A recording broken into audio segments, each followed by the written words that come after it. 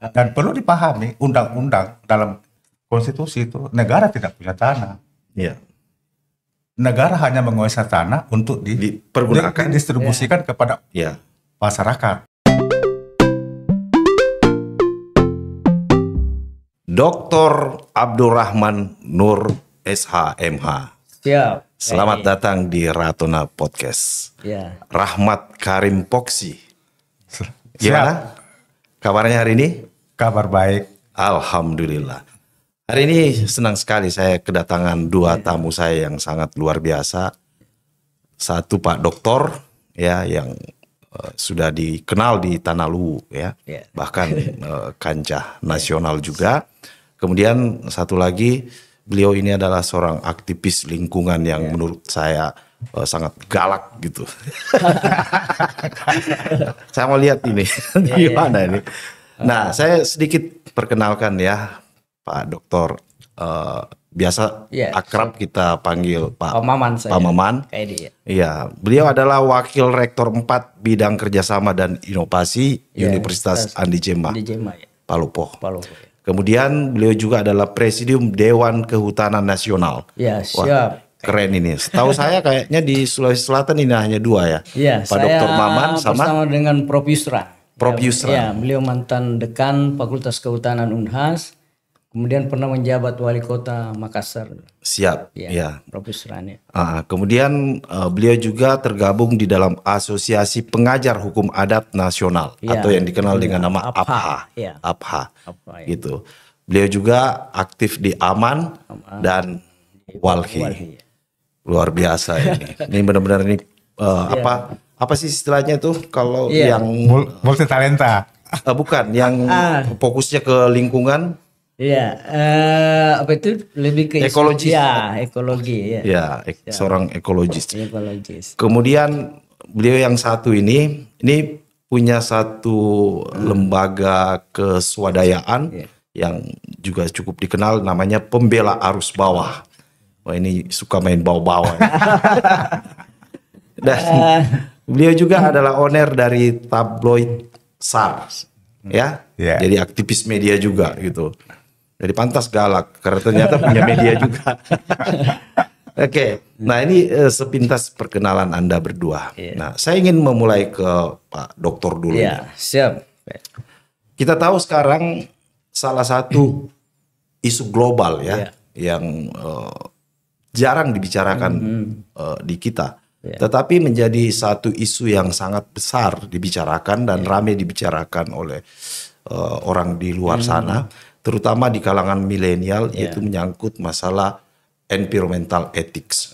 Nah, kita sekarang menghadapi tantangan yang kita sebut sebagai climate change. Kemudian ada pemanasan global juga. Atau dikenal dengan global warming.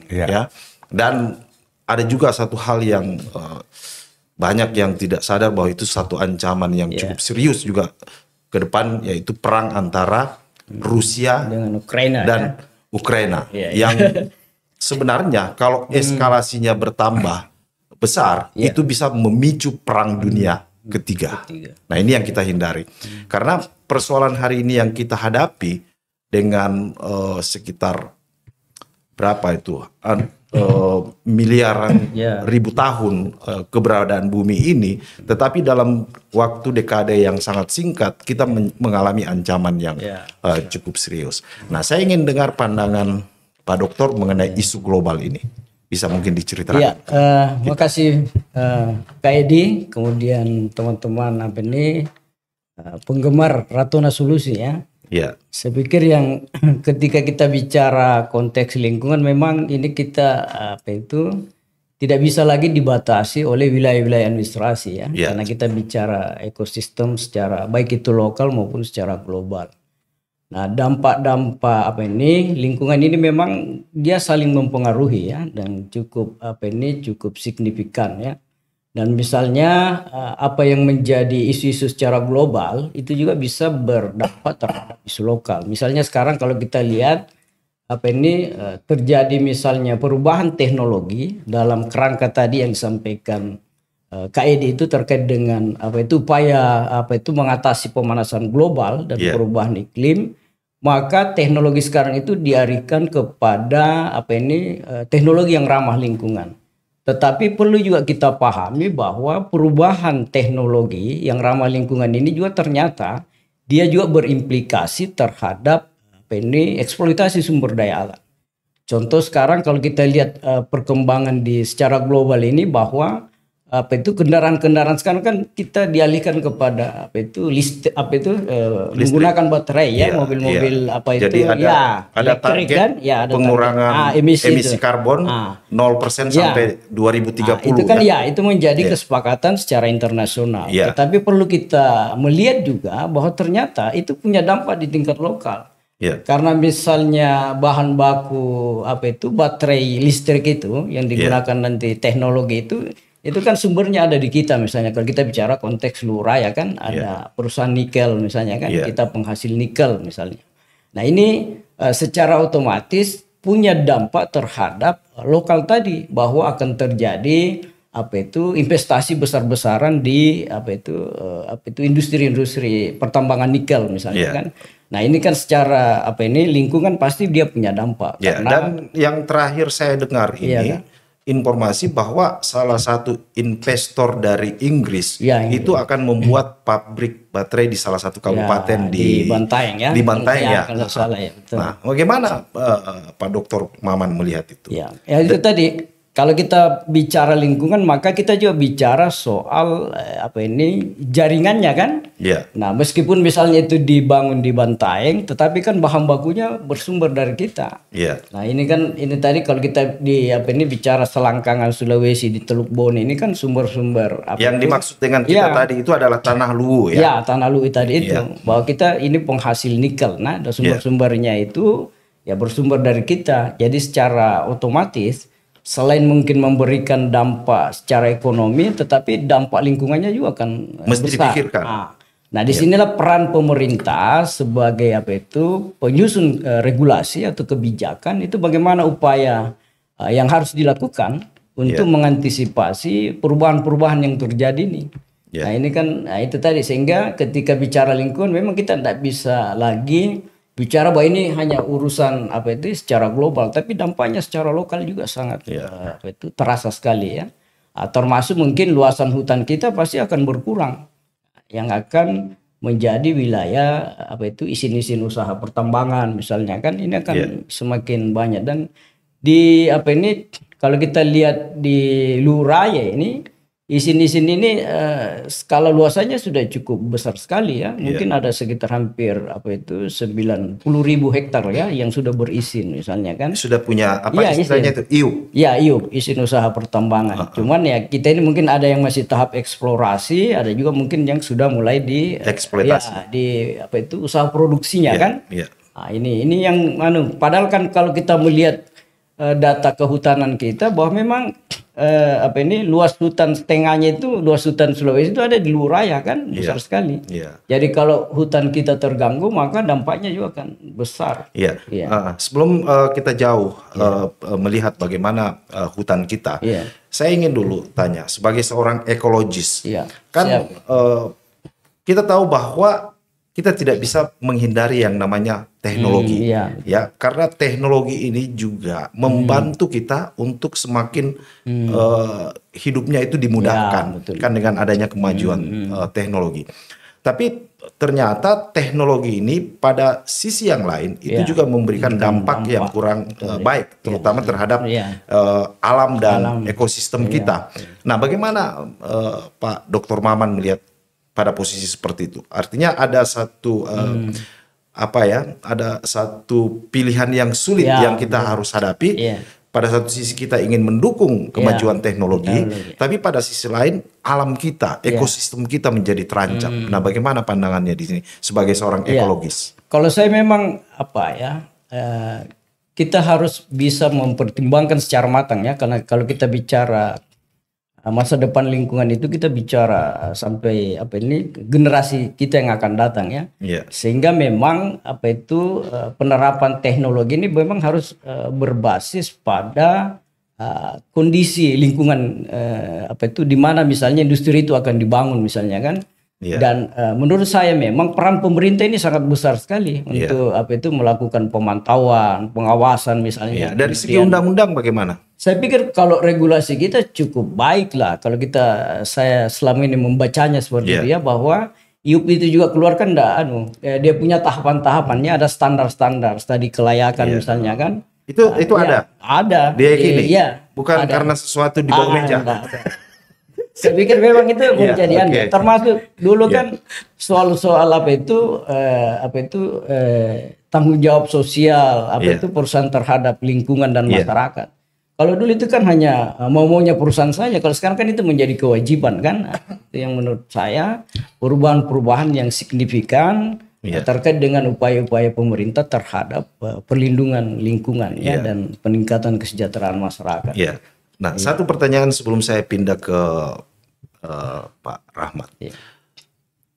Kita tahu ada hutan yang namanya hutan konservasi, ada hutan lindung, dan ada hutan rakyat, kemudian ada kebun-kebun atau pertanian rakyat. Nah, mungkin bisa dijelaskan dulu ini Pak Doktor, karena ya jujur saja sebagian masyarakat kita belum tahu gitu. Kalau misalkan kita tahu salah satu yang kita punya di bahkan Pak Lopo kalau tidak salah ada kawasan hutan konservasi namanya, Batang daerah Batang ke sana itu ya. Nah, kita ingin tahu penjelasan apa sih bedanya itu antara hutan konservasi, hutan lindung, hutan rakyat dan lain sebagainya.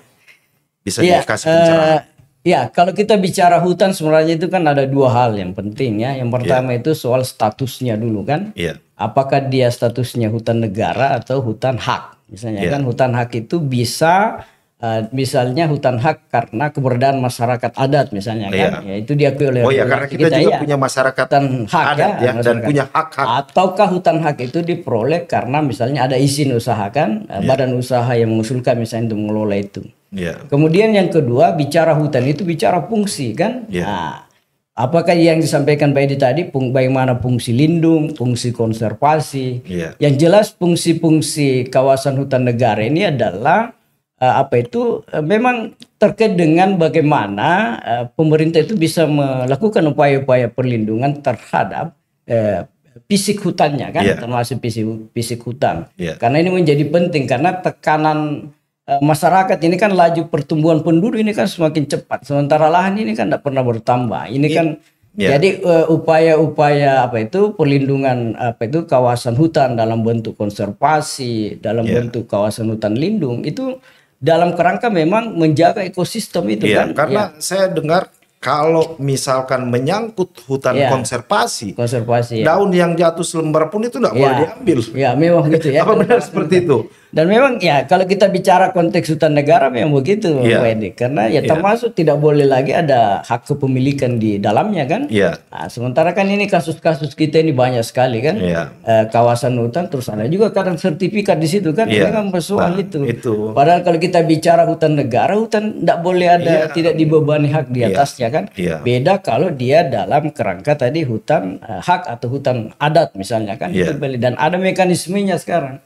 Jadi masyarakat adat itu bisa mengusulkan ke Kementerian Lingkungan Hidup untuk ditetapkan misalnya wilayah kawasan hutannya misalnya sebagai hutan adat. Jadi bisa bisa dikeluarkan dari kawasan hutan negara. Karena regulasi sekarang itu memang sudah memisahkan dua. Dan hutan adat itu ketika dikeluarkan dari bagian hutan negara maka bisa dikelola oleh masyarakat adat itu. Tetapi ada pembatasan nggak? Kalau misalkan masyarakat hukum adat mau nebang semua hutan di pohon di situ, tetap memperhatikan tadi yang dimaksud itu sama dengan fungsi-fungsi hutan negara tadi, fungsi lindung, fungsi konservasi, misalnya kan, itu tetap masih itu fungsi produksi, tetap mengacu ke situ karena itu tadi dalam kerangka menjaga bagaimana ini keseimbangan ekosistem sebenarnya kan ini yang harus tetap dijaga. Nah ini yang harus sama-sama kita secara bersama ya, karena urusan lingkungan ini kan bukan hanya tanggung jawab pemerintah meskipun kebijakan pemerintah itu lebih besar kan untuk mengawasi itu. Nah, tetapi tanggung jawab masyarakat termasuk teman-teman LSM misalnya kan itu melakukan advokasi misalnya ke dalam rangka membangun kesadaran ya secara kolektif tadi terkait dengan pentingnya lingkungan ini. Begitu Pak Edi. Siap. Oke, sekarang saya ke Pak Rahmat ini sebagai salah satu aktivis itu yang sangat konsen terhadap kelestarian alam kita dan kepada masyarakat yang ada di sekitar lingkaran itu. Nah, bagaimana Pak Rahmat melihat kondisi antara hutan yang ada di wilayah kita, terutama di Tanah Luwu ini, dengan keberadaan masyarakat? Apakah ini masih berjalan dengan baik atau sudah tidak baik-baik saja ini kondisinya hari ini? Terutama dengan kita tahu sekarang sangat marak ya tambang di daerah kita, karena memang daerah kita kaya ini. Ada nikelnya, ada emasnya, apalagi yang ada macam-macam lah. Macam-macam ya. Besi, ya ada besi ya. Konon dulu kan katanya Pulau Sulawesi ini namanya Celebes ya. Ya, Pulau Celebes Penghasil besi. Iya, makanya besi-besi terbaik dulu itu ada dari Tanah Luwu itu. Nah, bagaimana Pak Rahmat melihat kondisi hari ini? Saya pikir kalau kita bicara hutan di sini dan itu pun dimanapun itu kan sama kayaknya. Jadi investasi itu saya pikir itu yang paling ganas melakukan pengerusakan kepada lingkungan. Sekalipun dikatakan oleh Pak Dokter tadi bahwa ada IUP, tapi IUP itu ada aturan-aturannya juga di dalam, ya kan? Jadi kadang-kadang juga perusahaan investasi seperti pertambangan itu, walaupun dia legal, tapi dia melakukan penyimpangan dalam kegiatan itu. Jadi itu yang kurang diawasi oleh pemerintahan. Pemerintah. Contoh penyimpangan seperti apa itu? Penyimpangan. Seperti begini. Seharusnya kan begini. Seperti Pale, harusnya pada setiap periodik dia harus mengekspos kondisi lingkungan hidup yang harus dia kelola selama ini seperti apa, ya kan? Supaya ada transparansi.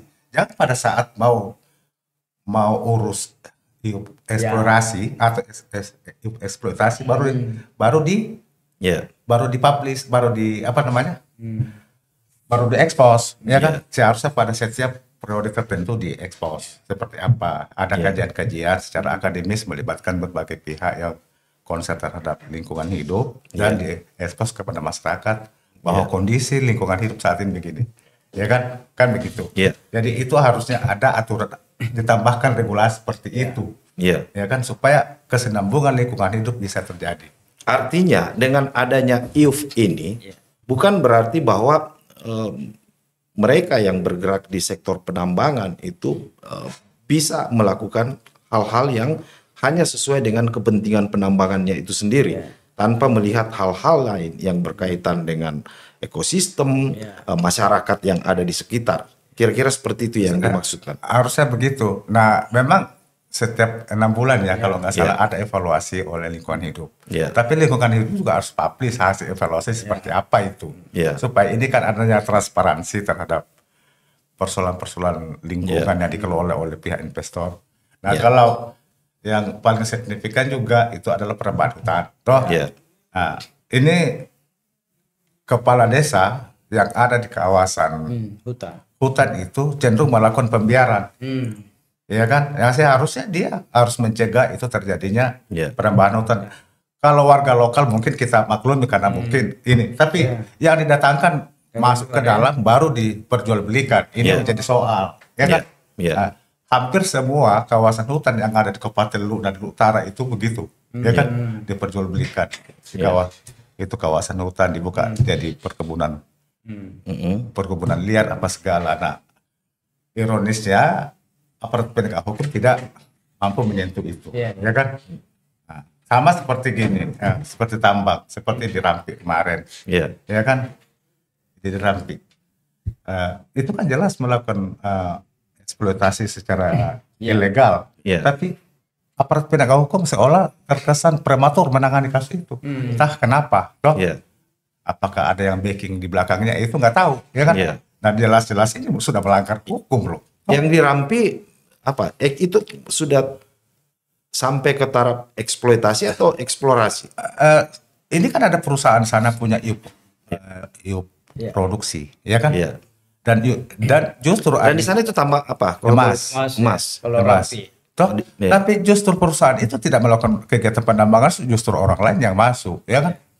Terus maksudnya yang punya IUP tidak melakukan kegiatan, belum melakukan kegiatan, tetapi justru sudah dieksploitasi oleh orang lain. Dieksploitasi orang lain. Ya, orang lain. Maksudnya orang lain ini gimana? Saya masih ini perlu diperjelas gitu. Ada keterkaitan secara langsung atau tidak ada? Enggak ada. Secara perusahaan misalkan. Dia masuk dalam istilahnya data mencuri lah, toh.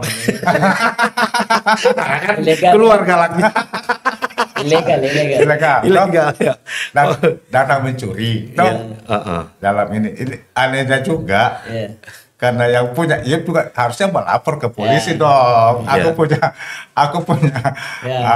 kandungan mineral dalam IUP saya kok dicuri orang. Ini toh barangkali ada tersandra juga kali ini yang punya IUP toh. Sehingga dia tidak melapor, kapan dia melapor barangkali dia juga jadi target toh kan gitu. Jadi itu loh. Dan itu jadi isu berat sekarang, isu santer sekarang ini yang diperjuangkan oleh teman-teman dari aktivis Rampi, ya kan, termasuk dari kita yang dari ini itu kasus. Nah kalau untuk yang di luar gimana? Baik-baik saja. Yang di luar ya jelas itu menjadi perhatian kita ya, karena tentu saja di situ ada pembebasan lahan yang sangat bersifat kontroversial, ya kan. Dan anehnya juga pemerintah Kabupaten Luwu tidak mengakui keberadaan tanah adat, ya kan. Dan ini lucu ini. Kita ini kan berlatar belakang dari masyarakat adat. Kalau ada masyarakat adat berarti ada wilayah adat, berarti ada tanah adat. Ya kan? Itu logikanya kan? Ya kan? Tak mungkin masyarakatnya melayang-layang. Tidak mungkin melayang. Dia mesti berpijak pada bumi kan? Nah, dan saya tahu ya, salah satu esensi kepemilikan tanah sebenarnya adalah penguasaan dan pengelolaan. Itu kan dasar ya, dasar dari sebuah kepemilikan kan gitu, seperti itu. Jadi bukan masyarakat melayang-layang. Ya bukan masyarakat melayang-layang. Jadi kan begini ya, seperti PT Masmindo ya. Sementara kita advokasi masyarakat adatnya dan penanganannya itu sementara ditangani oleh Barreskrim dan Menko Polhukam sementara tangani itu. Dan berbagai kasus yang masuk di pelaporan di polisi negara kita ini, karena adanya diduga ada perampasan hak terhadap masyarakat agraris terhadap masyarakat adat. Saya bukan pernah ya, baru dalam waktu dekat ini Pak Mahfud MD selaku Menko Polhukam, saya melihat di salah satu podcast dia cerita bahwa di banyak wilayah di Indonesia ini ada tanah-tanah negara yang ada dua macam itu. Ada tanah negara yang sudah diberikan kepada rakyat, seperti misalkan di Pulau Jawa itu kan ada yang bekas PT apa yang istilahnya itu? Perhutani.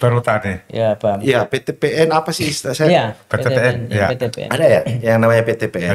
Nah, diberikanlah kepada masyarakat. Kan gitu ceritanya itu yang saya dengar. Kemudian masyarakat ini ternyata dibujuk rayu sama orang-orang yang punya uang, yang misalkan ada di Bogor apa di Puncak gitu. Nah akhirnya mereka menjual lagi itu lahan-lahan itu, padahal sebenarnya pemerintah memberikan mereka supaya ada yang dikelola ada yang dikelola, ada kepemilikan yang mereka bisa kelola. Dan di banyak tempat berdasarkan saya nggak tahu kekuatan apa yang digunakan, justru mereka bisa menguasai tanah-tanah negara ini. Nah mungkin nyambung dengan seperti yang dijelaskan tadi. Sorry saya potong. Barangkali ini cuma keresahan negara juga saya lihat dalam menangani hal ini. Betul. Ya ini kan harapan kita begini, dengan adanya instruksi Presiden Jokowi untuk pemberantasan mafia tanah. Dan pelaku mafia tanah itu banyak berkolaborasi dengan pihak-pihak investor yang mengatasnamakan IUP atau izin dan berbagai perizinan yang ilegal, dia jadikan alasan untuk merampas tanah masyarakat, ya kan begitu.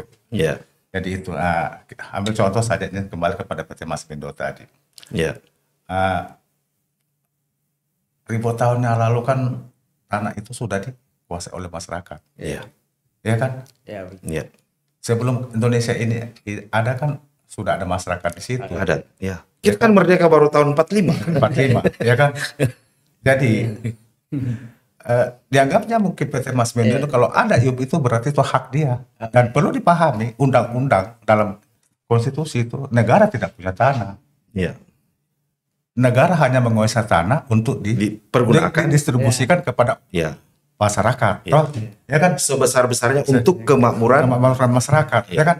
Jadi kalau dikatakan bahwa itu tanah negara itu baca dulu dong nomenklatur yang ada di undang-undang itu. Undang-undang 45. Ya kan? Kan begitu. Jadi salah itu kalau negara punya tanah. Kalau negara menguasai tanah ini ya. Nanti mungkin bisa dijelaskan sama. Saya kembali dulu ke Pak Dr. Yowana ini. Banyak hal-hal yang tadi IUP katanya sudah bagus. Masyarakat adat juga ya. Nah, terkait dengan gimana? Ya, kalau memang ya, kalau kita lihat di secara konstitusi kita, kalau kita bicara konteks masyarakat adat, itu sebenarnya sudah diatur di pasal 18B ayat 2 ya. Undang-undang? Ya, Undang-Undang Dasar. Jadi masyarakat adat itu memiliki hak konstitusional. Di pasal itu disebutkan bahwa negara mengakui dan menghormati kesatuan-kesatuan masyarakat hukum adat beserta hak-hak tradisionalnya sepanjang masih hidup dan mengikuti perkembangan zaman, kemudian dia tidak bertentangan dengan prinsip-prinsip NKRI dan diatur dengan undang-undang. Di dalam Undang-Undang Nomor 1 Tahun 60 tentang pokok-pokok agraria ada enggak? Iya, ada diperjelas di situ. Pasal 5 dan bahkan kalau tidak salah di pasal 2 juga ada dijelaskannya bahwa apa yang dijelaskan terkait di pasal 33 Undang-Undang Dasar tentang hak menguasai negara itu juga bisa diberikan kepada masyarakat hukum adat.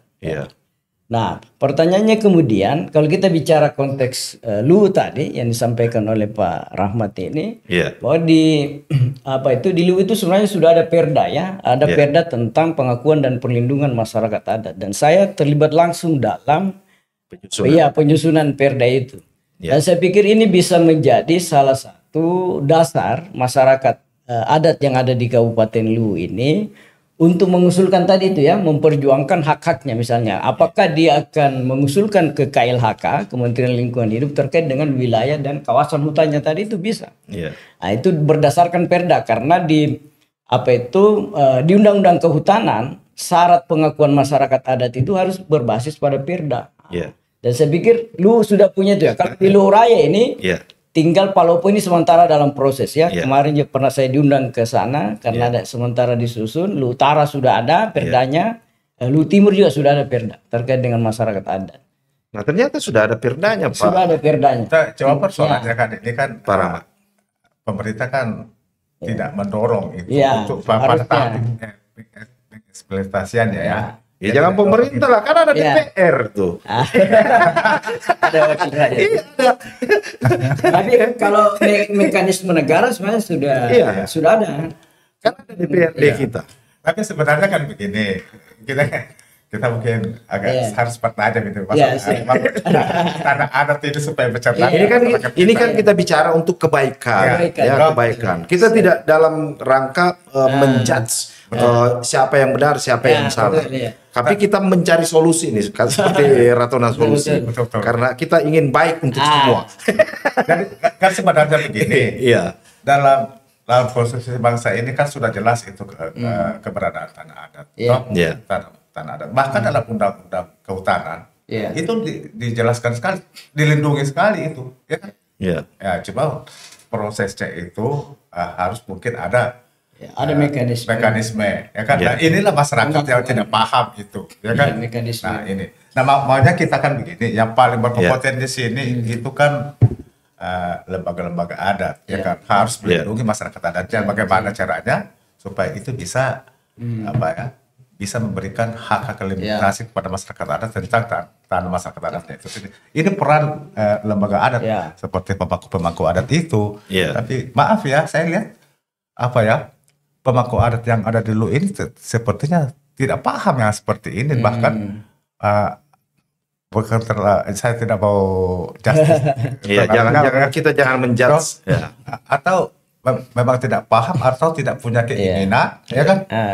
Tapi cenderung maaf ya di PT Masmendo justru ada kecenderungan berpihak kepada korporasi, ya kan, bukannya melindungi masyarakat adatnya. Iya. Kan begitu. Tapi saya lanjut sedikit. Ini menarik sekali ya. Iya. Karena memang kalau di konstitusi itu memang ada dua hal yang harus dipahami dengan baik ya. Yeah. Karena kalau kita bicara masyarakat adat, ini kan ada juga yang menghubungkan itu dengan sistem kerajaan ya, sistem pemerintahan masa lalu. Yeah. Padahal yang dimaksud konstitusi ini selain melindungi pemerintahan yang istimewa, dia sebut seperti itu, yang asli, yang sebelum NKRI ini ada, yang menjalankan pemerintahan itu adalah kerajaan. Misalnya kalau kita bicara konteks luraya maka kedatuan misalnya kan. Tetapi di pasal 18B yang dirujuk oleh Perda itu adalah bicara soal ada komunitas yang tinggal di satu wilayah yang kehidupannya itu tergantung pada sumber daya alamnya. Itu yang dimaksud oleh para ahli hukum Belanda adalah satu unit sosial masyarakat yang terorganisir, menjalankan aturannya berdasarkan hukum-hukum adatnya, pemerintahannya, dan dia memiliki wilayah teritorial itu. Itulah yang dimaksud di konstitusi tadi, itu adalah kesatuan-kesatuan masyarakat hukum beserta hak tradisionalnya. Karena kalau kita bicara konteks kerajaan atau kedatuan, maka itu kan sudah melebur setelah NKRI-nya ada. Sudah tidak ada lagi. Tetapi negara juga tetap menghargai itu sebagai pemerintahan yang hadir sebelum NKRI ada. Benar. Dan itu juga bisa kalau misalnya mau ada pengakuannya seperti kayak Kesultanan Jogja misalnya kan, tapi dengan undang-undang. Nah, basis penyusunan Perda itu sebenarnya kan ini kan banyak diperdebatkan ya. Saya waktu di Utara juga itu mendampingi teman-teman DPR saat menyusun Perda masyarakat adat di Utara, itu perdebatannya di situ. Sehingga saya memberikan pemahaman bahwa pemerintahan masa lalu itu tidak salah, tapi yang mau diatur di Perda ini adalah konteksnya masyarakat lokal tadi itu yang tinggal di satu hamparan wilayah yang memiliki sumber daya alam dan mereka hidupnya tergantung di situ. Nah, karena kenapa negara harus melindungi ini? Karena masyarakat ini sangat rawan akan diskriminasi, kriminalisasi karena keterbatasan itu tadi, bisa soal pendidikan dan macamnya aksesnya mereka. Sehingga ini menjadi prioritas untuk dilakukan upaya-upaya perlindungan, termasuk pengakuan hak kawasan hutan adatnya misalnya kan, yang selama ini yang sampai disampaikan Pak Rahmat tadi bahwa mereka ini kan hadir sebelum NKRI ada kan. Belum lagi kita bicara kebijakan kehutanan kan di belakang lagi itu. Dan saya pikir disitulah pentingnya hadirnya pembela arus bawah. Betul. Gitu. Nah, sampai sejauh mana ini advokasinya terhadap hal-hal seperti ini? Kita terus sengaja dalam selalu kita mengadvokasi, lebih banyak mengadvokasi cenderung berorientasi pada penegakan supremasi hukum, ya kan? Karena ketika orang itu membandel, tidak mau menghargai nilai-nilai kearifan lokal yang ada di situ, jalan terakhir harus kita lakukan seperti itu, ya kan? Nah, tapi itulah persoalannya. Hukum ini kan harus secara normatif dan secara otomatis harus berjalan. Kalau tidak didorong-dorong, tidak juga bisa berjalan. Dikritik terus. Jadi sebelum itu saya tanya dulu, gimana sih pandangan Anda ketika kita mengatakan bahwa semua orang sama di depan hukum? Benarkah itu? Itu barangkali itu adalah teori akademis.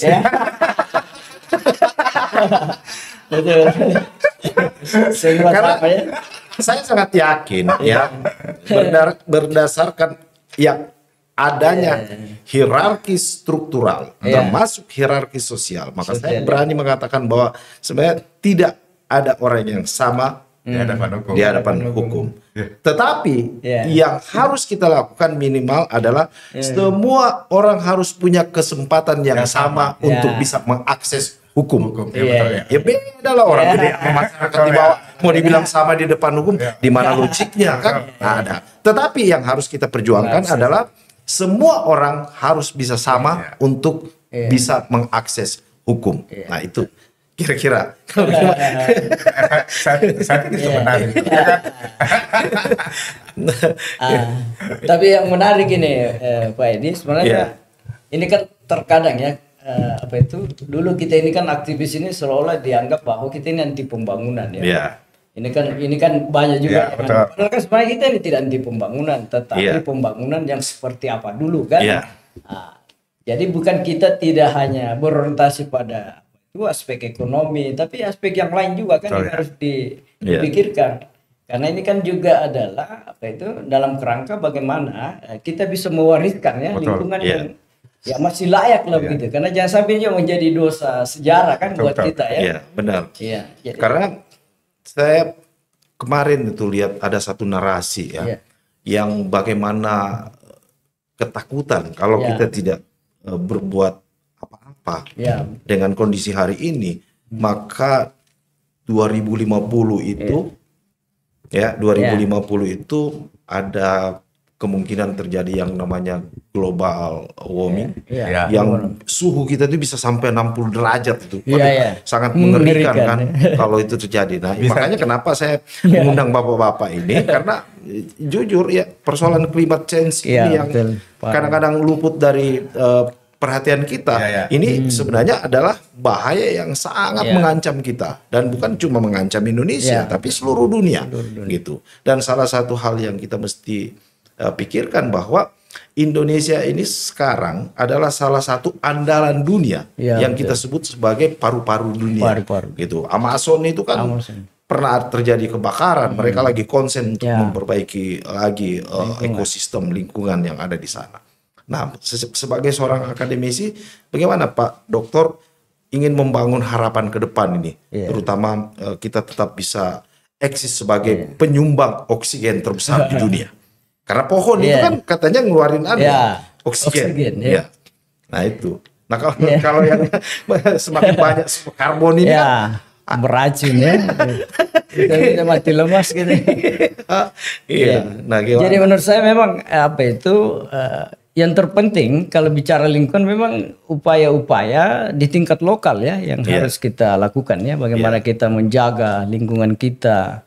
Bagaimana misalnya pemerintah kita juga peduli terhadap itu dengan membuat selalu melakukan adaptasi terhadap perkembangan lingkungan kita, karena kalau kita melihat juga data-data kementerian ini sangat mengerikan sekali bahwa aspek-aspek kerusakan itu cukup banyak, bukan hanya di pegunungan, di laut juga kan ini menjadi problem. Jadi memang terlepas lagi dari kesadaran kita Jadi bagaimana kesadaran individu yang dimiliki oleh para aktivis ini itu bisa dijadikan menjadi sebuah kesadaran kolektif. Menurut saya sehingga ini menjadi sebuah gerakan bersama. Jadi bukan hanya sekedar gerakan akademik, tapi bukan juga cuma sekedar gerakan aktivis, tetapi mesti menjadi kesadaran kolektif. Kesadaran kolektif itu, karena itu tadi soal lingkungan ini soal global kan, tidak bisa lagi bicara soal batas-batas jangan cuma bicara tren-trenan. Misalkan sekarang kan lagi rame orang bicara apa pilcaleg, pilpres dan lain sebagainya kan,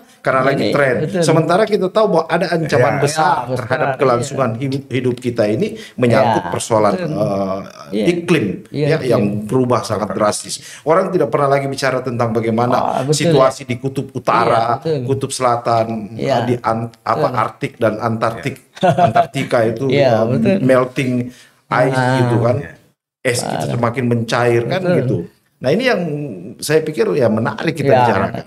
Dan ternyata setelah kita bedakan ada soal-soal yang kita bisa perbaiki secara lokal. Nah kalau semua bisa berpikir seperti ini kan, bertindak secara lokal lah. Tidak lagi gitu.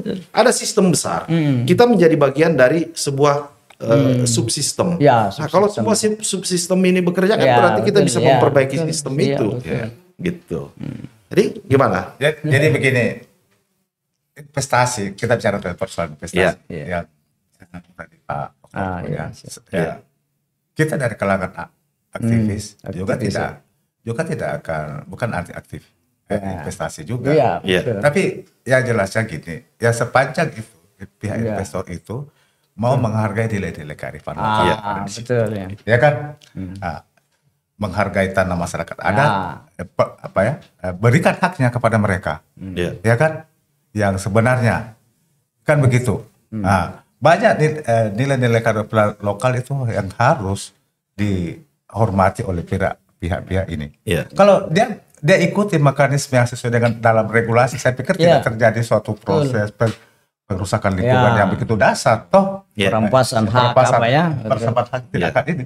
Tapi karena inilah kan model-model kapitalisme ini, ya kan, yang mau melahirkan oligarki.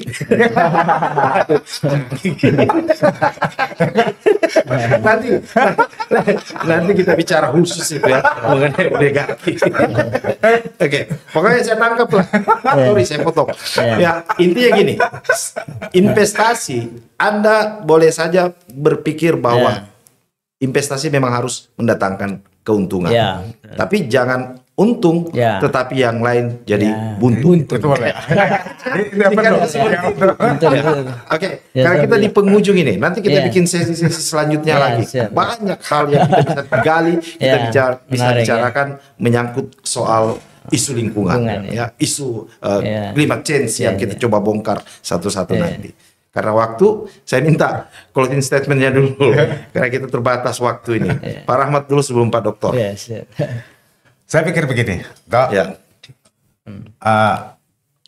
Isu lingkungan ini itu kan sudah menjadi isu global. Ya, benar. Ya kan? Dan itu akan memberikan sebuah jaminan kelangsungan bagi peradaban manusia ke depan. Kapan lingkungan ini dirusak dengan alasan investasi yang kebablasan, Dok? Itu akan menimbulkan dampak yang sangat luar biasa. Dan tidak hanya berpersoalan pada ini, dan bisa berujung pada penindasan hak asasi manusia, ya kan? Pelanggaran hak asasi manusia karena kompleksnya kayak gitu seperti dikatakan oleh Pak Im tadi.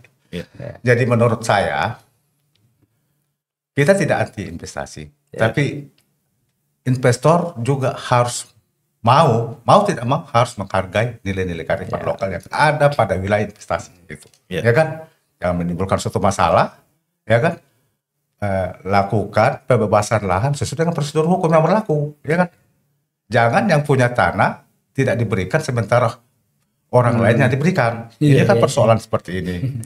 Jadi itu yang ini. Nah, supaya tidak terjadi sebuah konflik. Karena namanya pertambangan itu banyak persoalan yang muncul, mengakumulasi berbagai persoalan yang berujung pada persoalan lingkungan dan kemaslahatan umat manusia. Dan intinya begitu. Keren itu. Intinya kita harus konsen kepada umat manusia, bukan segelintir orang. Ya, Pak Dokter.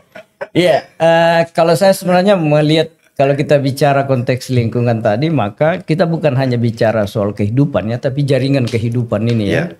Jadi apapun yang dilakukan orang di tingkat lokal itu secara otomatis dia akan berdampak secara global, sehingga memang tindakan-tindakan secara lokal itu dibutuhkan ya dalam upaya melakukan perlindungan. Dan bukan saatnya sekarang ya, menurut saya kita harus membentur-benturkan terkait soal aspek ekologi tadi, ekonomi, kemudian aspek sosial, tetapi bagaimana investasi itu bisa diterima secara sosial, layak secara ekonomi, dan secara lingkungan juga memenuhi syarat itu. Nah, tugas pemerintah dalam hal ini bagaimana mengawasi izin-izin itu ya dengan regulasi yang harus menjadi standar kan, menjadi standar, sehingga itu menjadi pedoman kita. Dan saya pikir kalau regulasi ini dijalankan, saya pikir soal-soal yang lain itu bisa teratasi. Dan menurut Pak Dokter tadi sudah cukup bagus. Iya, saya pikir regulasinya sudah bagus. Tinggal mungkin terkait dengan itu tadi, karena kalau kita bicara hukum kan legal struktur ini yang menjadi penting kan, ya orang yang menjalankan itu bagaimana implementasinya kan. Nah itu mungkin Pak Edi. Siap. Dr. Abdurrahman Nur, Bang Rahmat Poksi, terima kasih sudah hadir di Ratona Solusi. Kurangi alasan, tambahi solusi. Terima kasih. Terima kasih.